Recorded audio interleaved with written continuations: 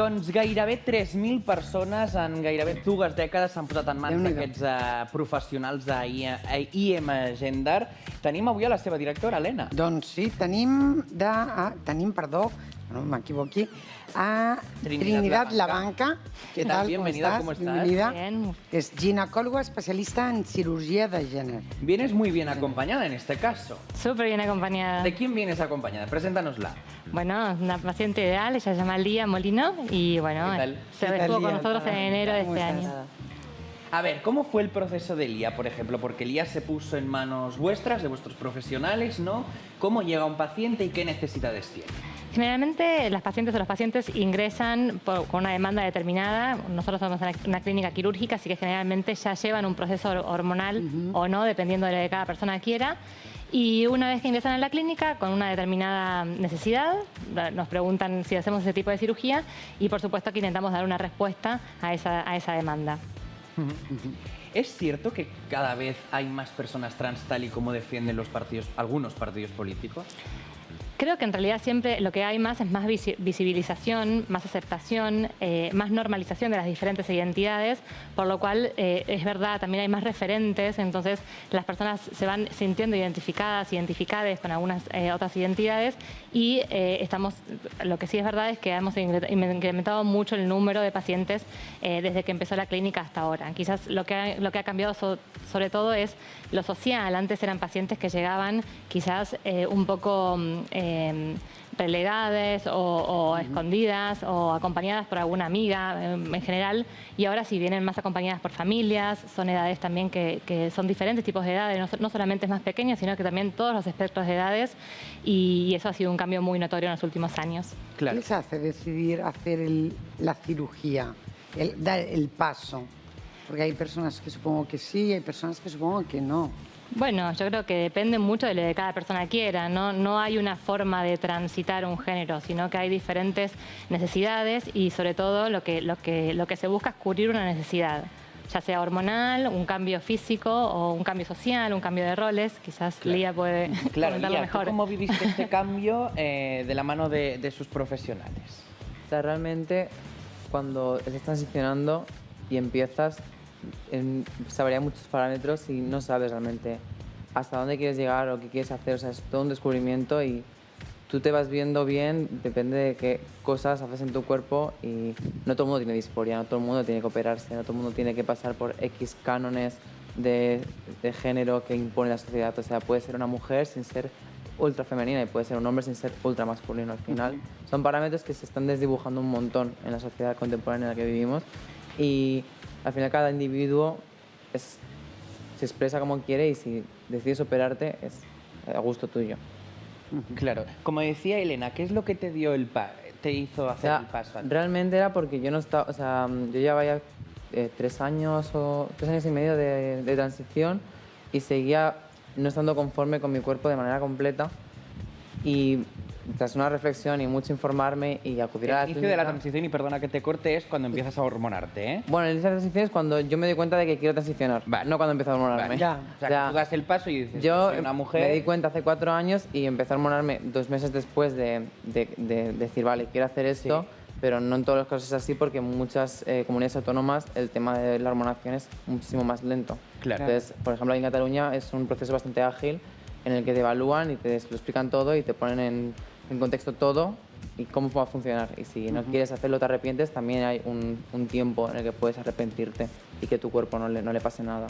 Claro. Y entonces, a partir de ahí, pues ya sí que empiezas como la transición y a decidir qué quieres hacer y qué no quieres hacer.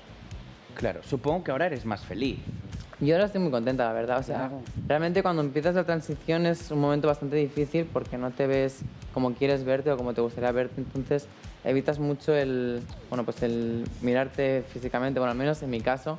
Y vestes con ropas anchas porque no te hagas sentir del todo cómoda, tal. Y luego, en cuanto pasan los años y vas evolucionando, vas cambiando y al final te sientes mejor contigo misma, pues aumenta esa confianza, y si necesitas una cirugía, en este caso pues de género, para reafirmarte y verte mejor físicamente, pues bienvenida sea siempre que puedas costeártelo y acceder a ellas. ¿Vas acompañada de ayuda psicológica, me imagino? Bueno, ¿O ya la tenías antes? realmente- Para entender. realmente, o sea, cuando yo empecé esta transición no tenía ninguna ayuda psicológica, o sea, estaba apoyada por mi familia, mis amigos y tal. Bien. Y luego sí que fui un año a la psicóloga porque tenía como varios temas que se habían quedado un poco anclados en el pasado y estaba arrastrando y me estaba afectando a nivel emocional y personal y a cómo gestionaba yo las relaciones con otras personas. Claro. Entonces creo que el tema de salud mental es muy importante Totalmente, sí. y bueno, sí que fui al psicólogo durante Hay un que año. tenerlo en Sí, cuenta. sí, sí. Doctora, ¿cuáles son las cirugías más solicitadas a nivel de reafirmación de género?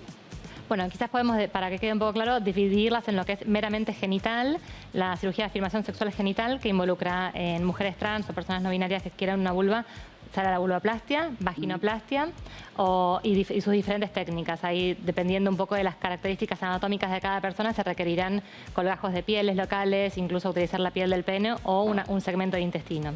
Y en el caso de los hombres trans o aquellas personas que quieran un falo, es la faloplastia o metayoidoplastia, que es generar un micropene con toda la anatomía masculina. Y respecto a las cirugías no genitales, se pueden hacer feminizaciones corporales, feminizaciones faciales, feminizaciones de pecho también, como aumento mamoplastias de aumento, o masculinizaciones corporales como liposucción corporal o masculinizaciones también faciales, dependiendo mucho de lo que cada persona requiera. Claro. Una vez haber hecho la cirugía, ¿deben tener más revisiones que habitualmente personas que no hayan tenido cirugía?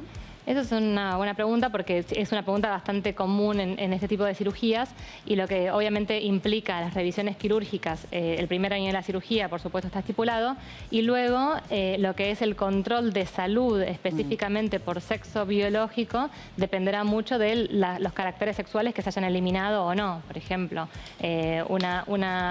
o incluso que la hormonación pueda llegar a detectar una mujer trans a la cual se le haya preservado la próstata, cuando llegue la edad a la cual se empiezan los screenings prostáticos, habría que considerar si los valores serían iguales porque han tenido hormonación mucho tiempo o porque se ha sometido a la cirugía de reafirmación sexual y se le han quitado los testes. Entonces, eso es una pregunta que dependerá mucho de los caracteres sexuales que mantengan, la edad de la persona y obviamente el screening universal. Claro, pero yo, y espero no cagarla, pero por lo que tengo entendido, por ejemplo, una persona que hace la transición hacia mujer y que se hace la cirugía y tiene una vulva, al final para mantener esa vulva tienen que hacer diferentes ejercicios, por lo que tengo entendido, ¿o no? Sí, normalmente tenemos un protocolo bastante establecido de entrenamiento de la pelvis en el postoperatorio que llamamos dilataciones vaginales. Tienen la finalidad, por un lado, de mantener permeable el túnel vaginal en aquellas personas que han tenido un túnel vaginal y, por otro lado, también entrenar a los músculos de la pelvis para que avisarles que ahora hay un túnel que podrá ser penetrado y que no hagan fuerza involuntaria para cerrarla. En el caso de las personas que buscan una faloplastia, también habrá algún tipo de dilatación uretral o alguna cuestión específica de la cirugía. O sea, los acompañáis durante todo el proceso y después. Y más, exacto. más. Sí. Lía, yo creo que la pregunta es clara. ¿Te has sentido acompañada por Sí, los la verdad que sí. profesionales? La verdad que sí, porque en todo momento, también cuando te acabas de operar y es una operación realmente muy invasiva, tienes como mucho miedo y todo se te hace como un mundo. Y Claro, yo he es sido muy nuevo. pesada con ella. Yo te mandaba muchos correos porque era como, me ha pasado esto, es normal. Y en plan, sí, es normal, es todo normal. Así que te sientes muy acompañada porque además de que conoces a gente en la clínica que se ha hecho la operación la misma vez que tú y también puedes compartir Te testimonio con apoyan, esa persona y es un, oye, ¿a ti te ha pasado esto? Y ella, pues sí, pensaba que era yo sola. Entonces sí que te sientes acompañada tanto profesionalmente como personalmente con gente que está viviendo lo mismo que tú en ese momento. Y eso es muy guay. Fantástico. Pues nos tenemos Pues que muchas despedir. gracias. Gracias a Nos las tenemos dos que por ir. estar Nos con alegramos nosotros. mucho por ti. Muchas gracias. También, muchas gracias por venir.